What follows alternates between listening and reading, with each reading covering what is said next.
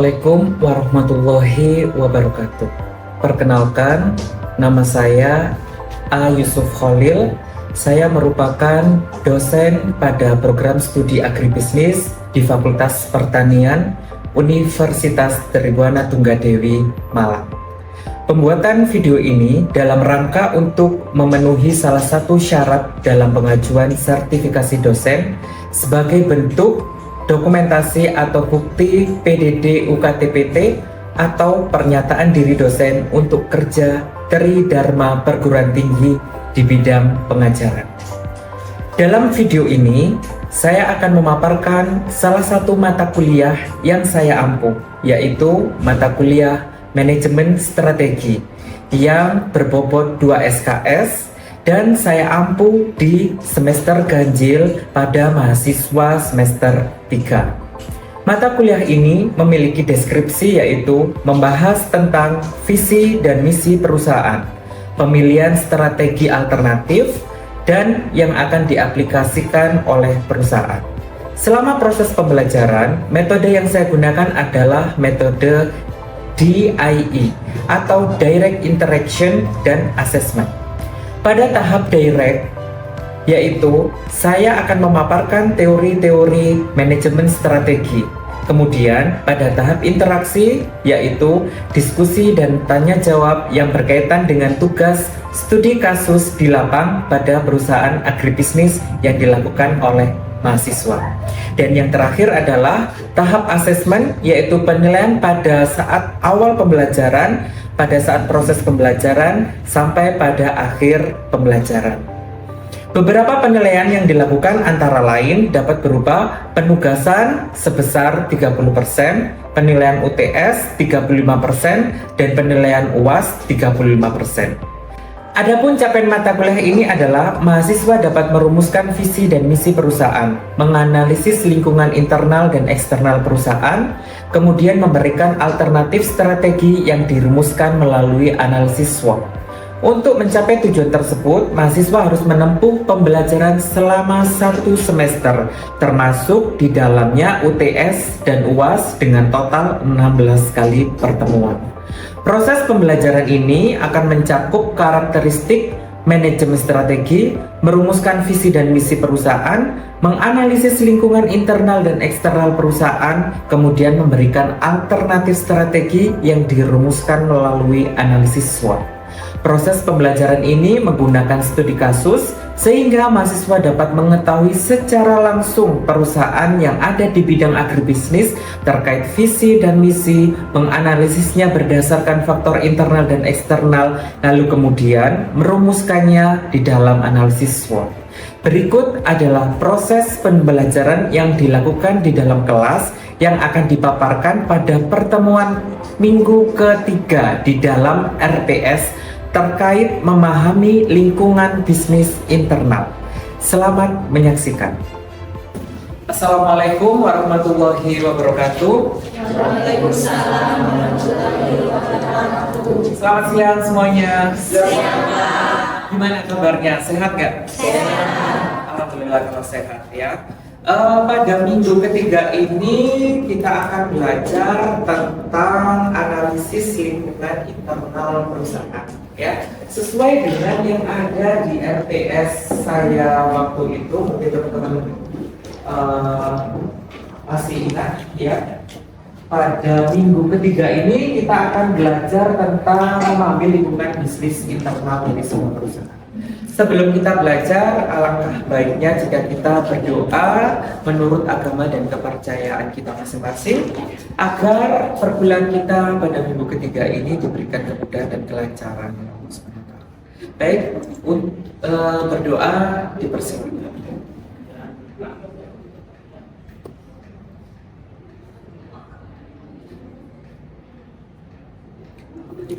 Amin, berdoa selesai. Oke, baik. Masih ada yang ingat dengan materi minggu lalu tentang visi dan misi perusahaan?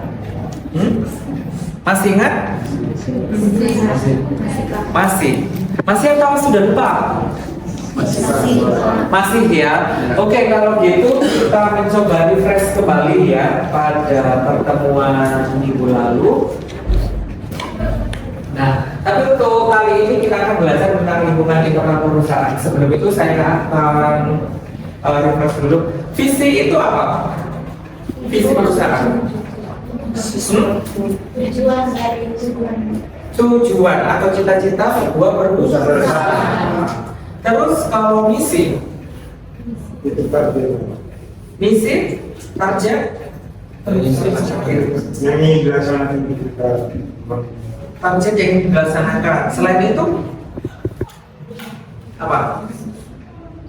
Visi adalah penjabaran dari sebuah visi itu sendiri. Oke. Sekarang kemarin teman-teman sudah saya berikan tugas juga ya. Sudah dapat perusahaan di bidang agribisnis? Sudah semuanya ya. Satu kelompok terdiri dari berapa orang? Dari 5 orang ya. Semuanya sudah dapat perusahaan. Ada yang nggak dapat perusahaan? Alhamdulillah dapat semua ya. Kelompoknya Sam sudah. Kelompoknya Yopi. Kelompoknya ini. Kelompoknya sudah ACC dengan perusahaannya ya, bahwasanya nanti akan ada studi kasus tentang manajemen strategi dari perusahaan agribisnis. Nah, sekarang kita masuk ke materi lingkungan internal perusahaan. Apa itu internal perusahaan? Bisa dibacakan? Bisa. Ya, silakan dibacakan.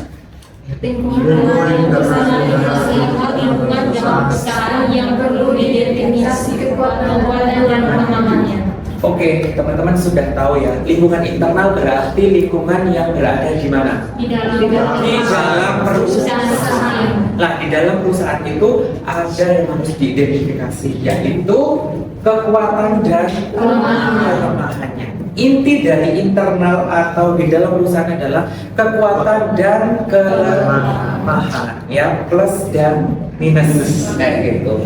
Sumber daya yang meliputi di internal adalah ada keuangan, ada sumber daya manusia, ada budaya perusahaan yang digunakan oleh perusahaan untuk mengembangkan, menciptakan dan menjual produk atau jasanya. Jadi nanti teman-teman mengidentifikasi semua yang ada komponen-komponen di dalam internal perusahaan tadi itu untuk diidentifikasi kekuatan dan kelemahannya. Oke, pintar. Selanjutnya adalah, nah, di dalam manajemen strategi untuk model resource based value yang digunakan adalah ada 4 tahapan ini ya. Perusahaan pada akhirnya adalah sekumpulan kapabilitas, efektivitas suatu perusahaan tergantung dari kesusahan antara kapabilitas dengan pasar yang dilayani perusahaan. Nah, kapabilitas sendiri itu adalah bagaimana suatu perusahaan memanfaatkan sumber dayanya, ya. Sumber daya itu bisa dari tenaga kerjanya, alat dan produksinya, keuangannya dan segala macam yang ada di dalam perusahaan itu sendiri. Nah, itulah nanti yang digunakan sebagai dasar kita untuk menentukan kekuatan dan kelemahan dari perusahaan itu sendiri. Next ya. Nah, sekarang faktor internal perusahaan merupakan faktor yang mempengaruhi arah dan tindakan perusahaan yang berasal dari dalam perusahaan, ya. Analisa itu mengidentifikasi adalah kekuatan dan kelemahan yang menjadi landasan bagi strategi perusahaan. Jadi nanti ketika teman-teman ingin mengetahui strategi yang tepat bagi perusahaan, langkah awal yang dilakukan adalah mengidentifikasi kekuatan dan kelemahan. Kekuatan silakan dibacakan, Yopi. Kekuatan adalah sumber daya, keterampilan atau keunggulan-keunggulan lain relatif terhadap pesaing dan kebutuhan pasar yang dilayani atau ingin dilayani oleh perusahaan. Ya, intinya di dalam kekuatan itu adalah keunggulan-keunggulan yang dimiliki oleh perusahaan yang nilainya positif, kayak gitu ya. Teman-teman pasti bisa membedakan ya mana keunggulan dan mana yang enggak, kayak gitu. Kalau kelemahan silakan dibacakan, Doi.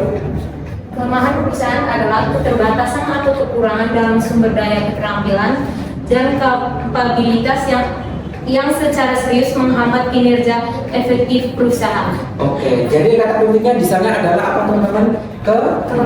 Kelemahan, keterbatasan atau kekurangan, kayak gitu ya. Segala sesuatu yang nilainya keterbatasan atau kekurangan itu dinamakan kelemahan dari perusahaan. Oke, next. Sorry. Nah, faktor-faktor internal kunci dari sebuah perusahaan yang bisa diidentifikasi kekuatan dan kelemahannya. Yang pertama adalah sumber daya manusia. Apa itu sumber daya manusia? Tenaga kerja, benar ya. Bukan hanya tenaga kerja, pimpinan perusahaan, pimpinan perusahaan, bagian manajer sampai karyawan dan semuanya itu adalah sumber daya manusia yang bisa dijadikan kekuatan ataupun kelemahan dari sebuah perusahaan. Yang kedua adalah produksi dan operasi. Nah, produksi, bagaimana perusahaan tersebut menghasilkan suatu barang atau jasanya, kayak gitu ya. Terus operasinya seperti apa, penelitian dan pengembangan. Setiap perusahaan pastinya ada suatu evaluasi ya yang nantinya akan digunakan untuk pengembangan bisnisnya.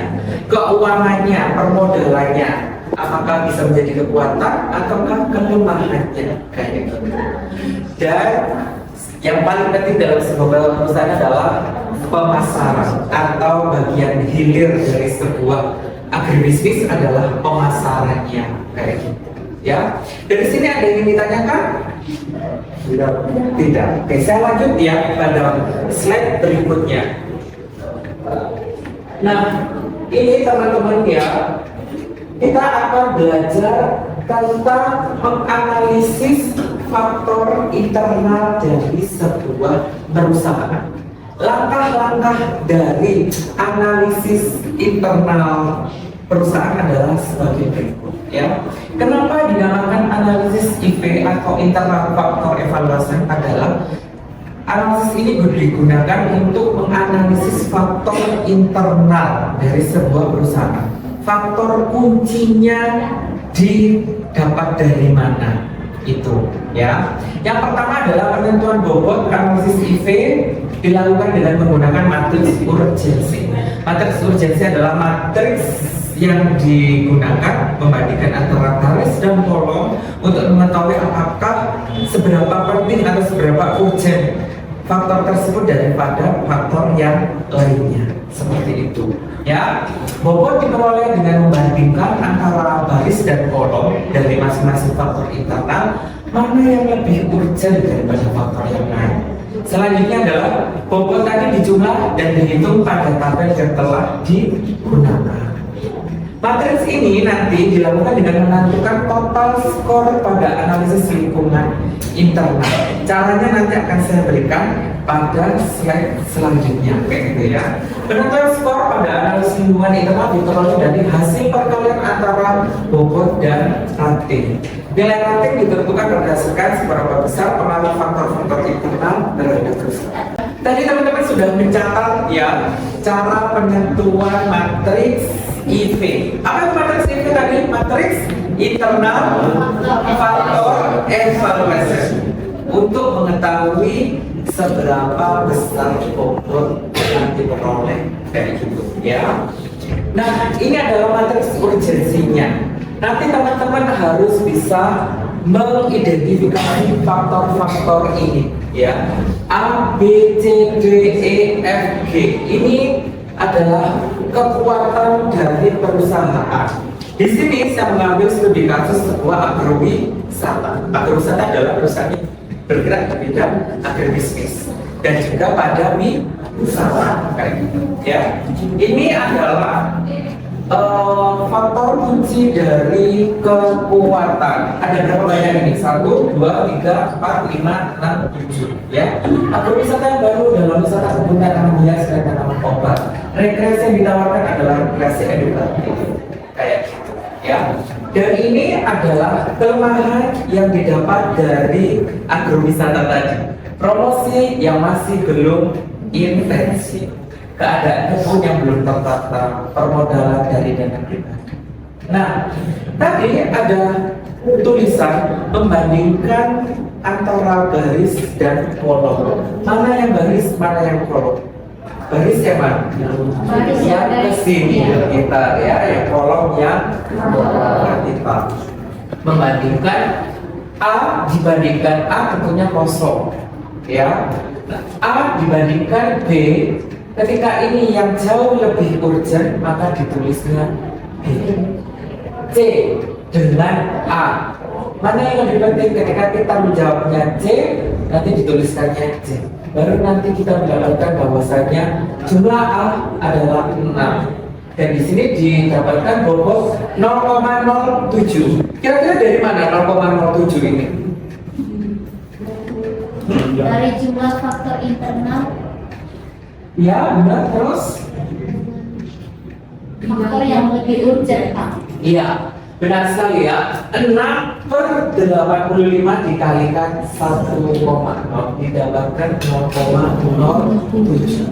Dan perlu diingat semuanya, hasil penjumlahan dari bobot kekuatan dan kelemahan ini nilainya harus 1,0 atau 100%. Oke, ya. Oke, dari sini silakan kalau ada yang ingin bertanya.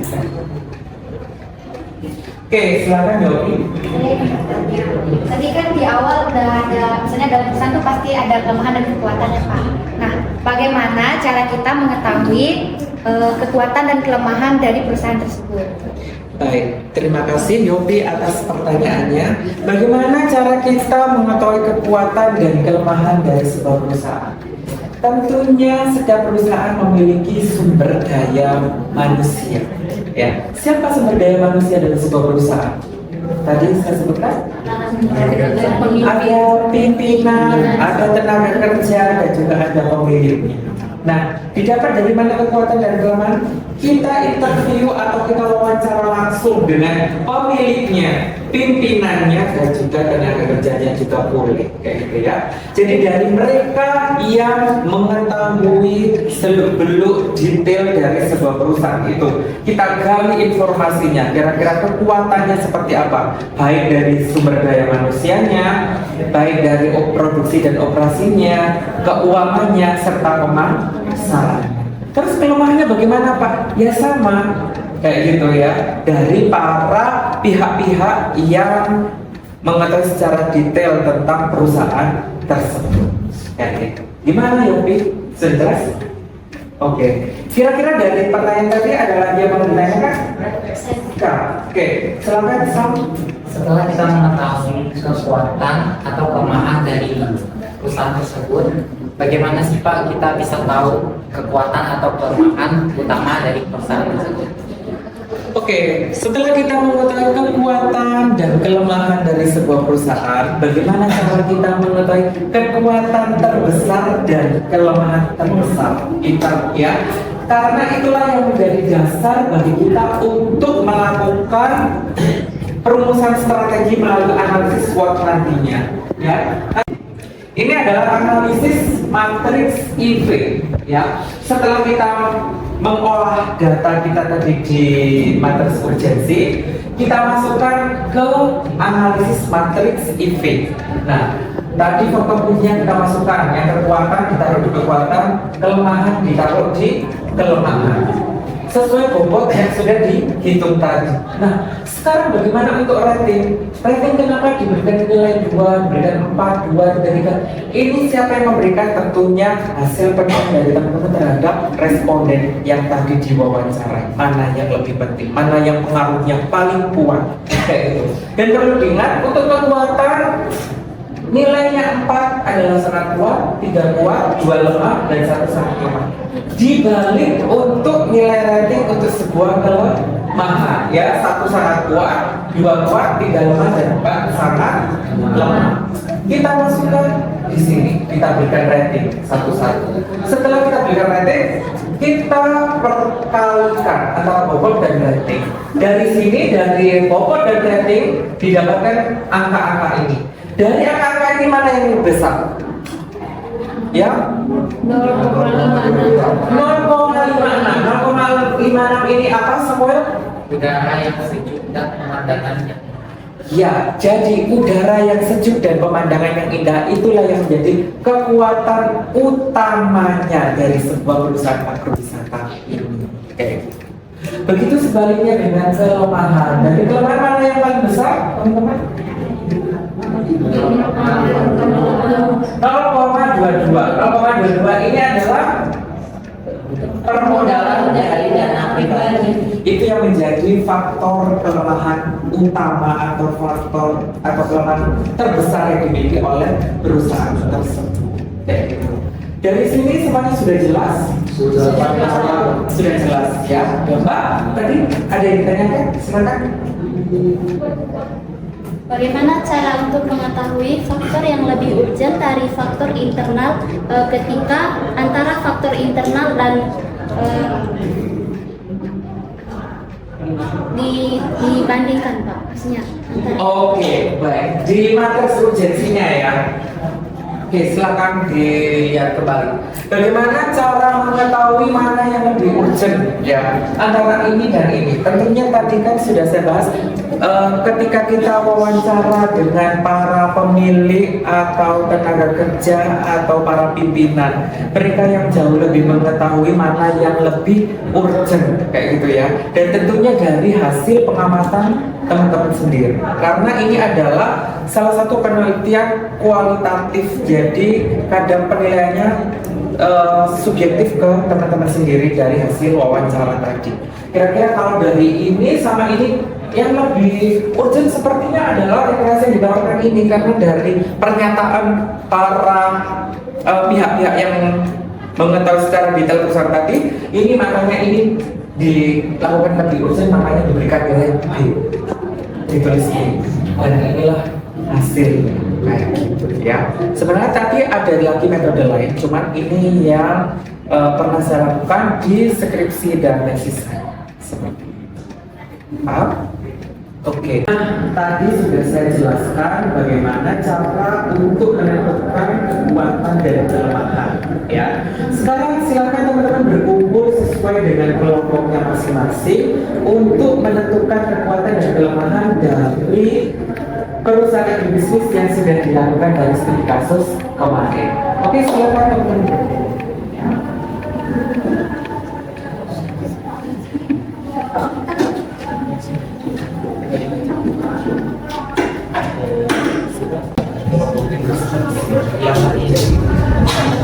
Ini sudah kumpul dengan kelompoknya?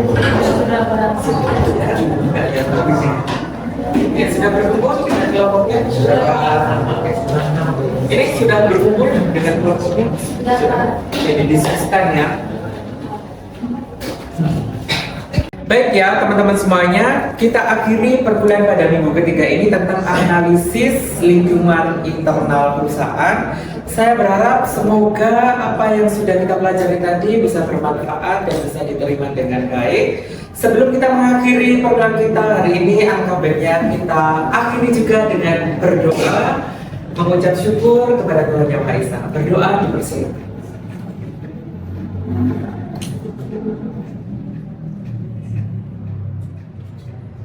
Berdoa selesai. Baik, sampai bertemu di minggu depan, minggu keempat kita akan belajar tentang analisis lingkungan eksternal perusahaan. Jangan lupa dikerjakan tugasnya sebaik-baiknya dan sampai ketemu minggu depan. Wassalamualaikum warahmatullahi wabarakatuh. Waalaikumsalam warahmatullahi wabarakatuh.